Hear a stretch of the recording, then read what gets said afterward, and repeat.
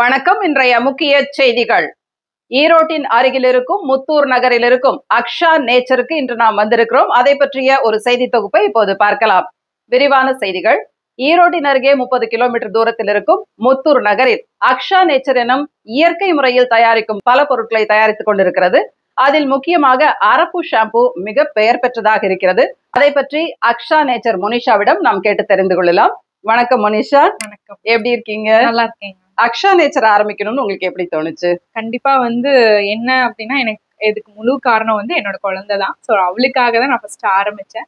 So அது மித்த எல்லாத்துக்குமே பயன்படுற மாதிரி நல்ல பொருளை எல்லாத்துக்கும் கண்டிப்பா நம்ம கொடுக்கணும். ஸோ அந்த மாதிரி ஆரம்பிச்சு இந்த லெவல் கொண்டு வந்ததுக்கு மெயின் ரீசன் மக்கள் தான். எங்களுக்கு கொடுத்த ஆதரவும் சப்போர்ட்டும் இல்லாம நாங்க இவ்வளவு தூரம் அதை டெவலப் பண்ணி கொண்டு வர முடியாது. அவங்களுக்கு ஃபர்ஸ்ட் ஆஃப் ஆல் நான் ஒரு தேங்க் பண்ணிக்கிறேன்.